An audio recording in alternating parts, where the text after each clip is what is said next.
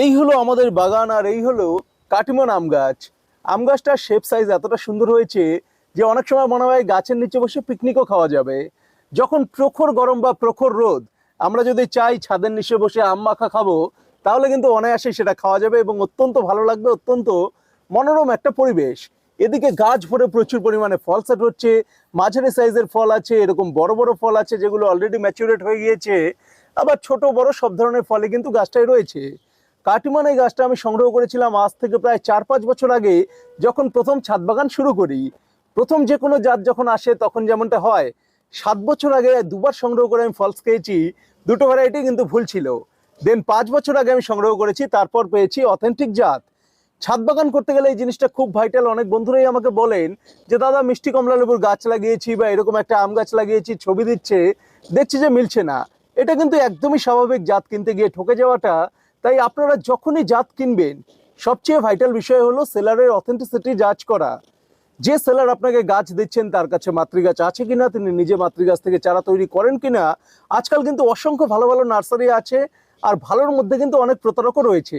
Just আপনাকে সঠিকটা বেছে নিতে হবে, বেছে নিয়ে সেই ওয়াইজ আপনি গাছ কালেক্ট করবেন। তাহলে কিন্তু আপনি ইজিলি ছাদে বাগান করতে পারবেন বা মাঠে বাগান করতে পারবেন, এবং প্রচুর পরিমাণে জেনুইন ফল খাওয়ার স্বাদ পাবেন।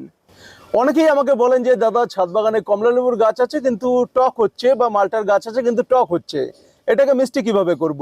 বা বিভিন্ন ধরনের রুট সম্পর্কে যে আমরা বলি সুইঙ্গেল রুট বা অ্যালিমো রুট, এটা বুঝবো কি করে যে এই রুট?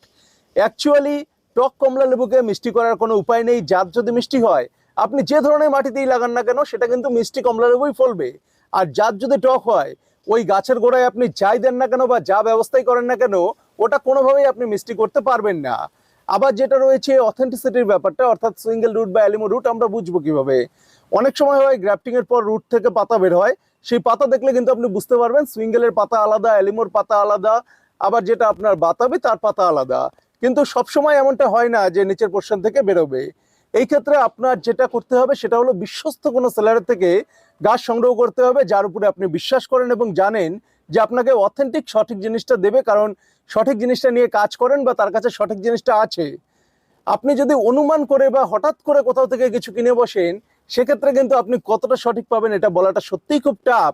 তাই বিচার বিবেচনা করে গাছ সংগ্রহ করবেন। গাছ সংগ্রহ করার আগে সেলার সম্পর্কে জানবেন, যার থেকে আপনি নিচ্ছেন জাত সম্পর্কে জানবেন, দেন জাতটা কালেক্ট করবেন।